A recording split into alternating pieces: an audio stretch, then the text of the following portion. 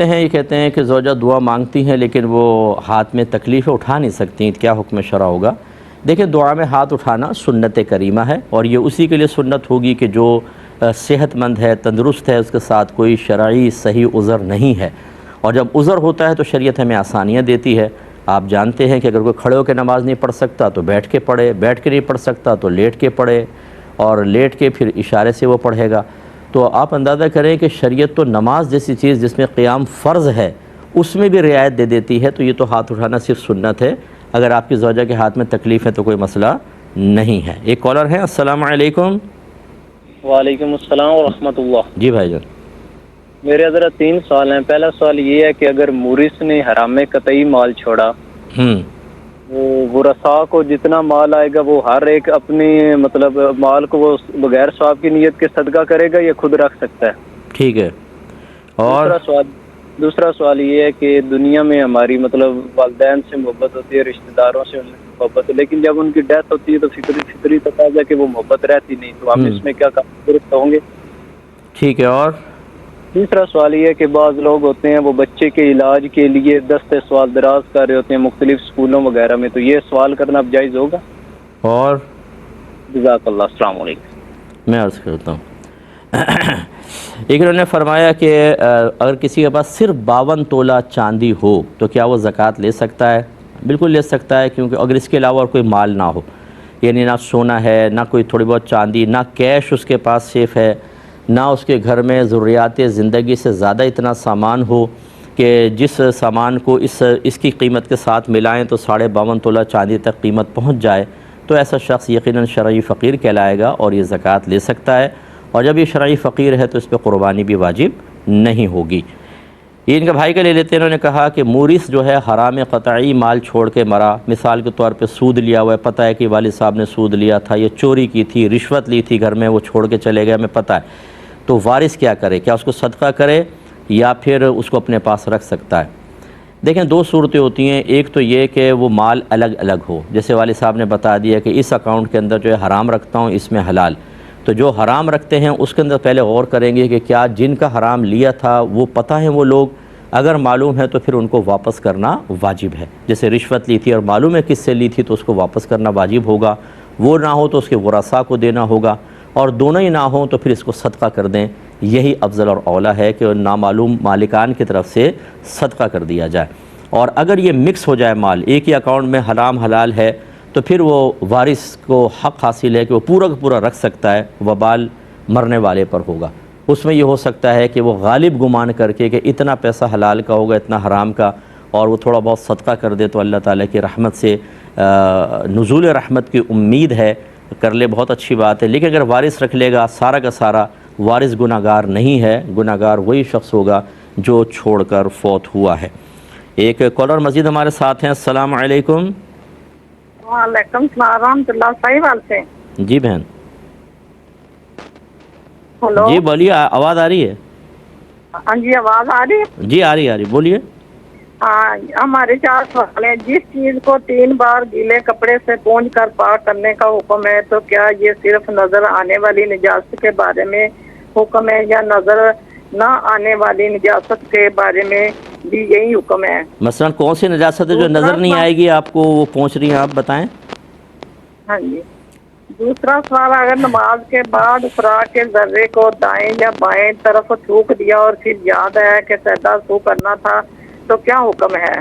نماز کے بعد؟ ہاں جی۔ ٹھیک ہے، اور بولیے۔ تیسرا سوال ہے، اگر دعائے قنوت کے بعد بھول کر درود شریف پڑھ لیا جائے تو کیا حکم ہے؟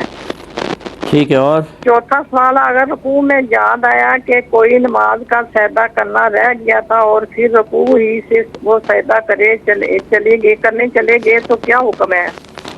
ٹھیک ہے، اور میں انشاءاللہ عرض کرتا ہوں، ایک مختصر سا بریک لیں گے، ہمیں یقین ہے آپ ہمارے ساتھ ہی رہیں گے۔ بسم اللہ الرحمن الرحیم۔ یہ بھائی نے کویسچن کیا تھا کہ جب کوئی مرتا ہے پہلے تو ہم بڑی محبت کرتے ہیں اس سے، لیکن جب فوت ہو جاتا ہے آہستہ آہستہ اس کی محبت دل میں کم ہو جاتی ہے فطرتاً، تو کیا ہم قابل گرفت ہوں گے یا نہیں؟ دیکھیں، بالکل بھی نہیں ہوں گے، کیونکہ یہ تو اللہ تبارک و تعالیٰ کی حکمت اور ارادے کے مطابق ہے۔ نبی کریم صلی اللہ علیہ وسلم نے ارشاد فرمایا کہ جب لوگ مردے کو دفنا کے چل پڑتے ہیں تو ایک فرشتہ قبر کی مٹی اٹھا کے ان کی جانب پھینکتا ہے اور کہتا ہے کہ جاؤ اللہ تبارک و تعالیٰ مردے کی یاد تمہارے دلوں سے نکال دے۔ تو یہ اللہ تعالیٰ کے حکم سے ہوتا ہے، اور اگر ایسا نہ ہوتا تو ہمارے غم ہمیشہ تازہ رہتے، پھر تو ہم کوئی کام ہی نہ کر پاتے۔ والدہ سے محبت ہوتی ہے، ماں سے ہوتی ہے، والد صاحب سے ہوتی ہے، اور جن کے بچے فوت ہو جاتے ہیں، بعض جوان بچے ہوتے ہیں، وہ تو غم ہی تازہ رہے۔ اللہ تعالیٰ اسی طرح دلوں پہ مرہم رکھتا ہے اور محبت کو کم کر دیتا ہے، تو ہمارے کاروبار زندگی چل رہے ہیں، ورنہ سب معطل ہو کر رہ جائیں گے۔ تو اس لیے اس میں کوئی گرفت نہیں ہوتی ہے۔